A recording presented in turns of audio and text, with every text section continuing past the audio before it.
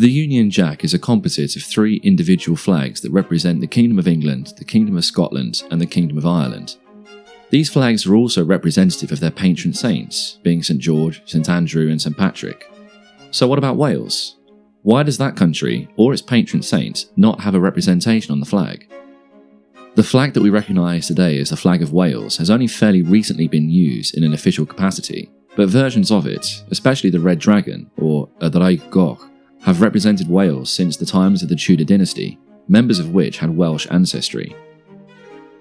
Despite its history going back many years before the formation of the United Kingdom, the symbols of Wales have never made it onto the Union Jack, nor have the colours of St David, the patron saint of Wales. To explain why, we will need to consider the history of Wales and its relations with England, and like many other areas of British history, it all starts with William the Conqueror. At the time of the Norman invasion of England, Wales had a shared ethnic identity, heritage, and common law, though it was not a unified political entity. Instead, it comprised a collection of separate kingdoms, as much at war with each other as with later invaders from England. William established Marcher Lordships along the border with Wales for both defence and expansion. These marchers were highly autonomous, loyal to the English crown, but able to govern with significant freedom, including with waging war and expanding territory. Over the next 200 years or so, new marches were established as land was taken from Welsh princes, particularly in the south. Llywelyn ap Gruffudd, ruler of Gwynedd, spearheaded resistance against the English, and by 1267 was recognised by English King Henry III as Prince of Wales, essentially a High King of all native Welsh possessions, though the treaty that year did demand that Llywelyn do homage to English kings. When homage was not done in 1275, the new English king, Edward I, forced a suppression of Welsh power, redrawing borders of influence in 1277. War between Llywelyn and Edward erupted in 1282, and Llywelyn was killed in action 2 years later. Also that year, Edward split the entirety of Wales into 3 kinds of territory, all effectively under English sovereignty.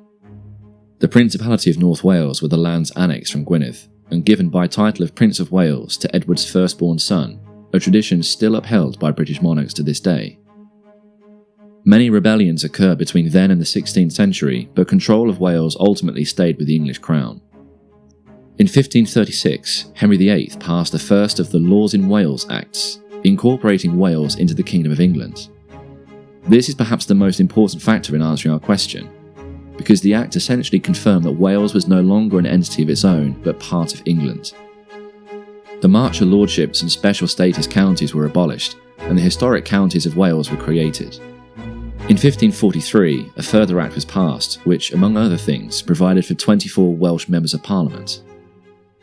Now that Wales was considered a part of England, it was represented under the same flag, the St George's Cross. When England and Scotland passed the Acts of Union in 1707, Wales was brought into the Union as a part of England. Both England and Scotland then ceased to be sovereign states in their own right and became the Kingdom of Great Britain. Following this, in 1800, Great Britain ceased to exist politically and formed the United Kingdom along with the Kingdom of Ireland.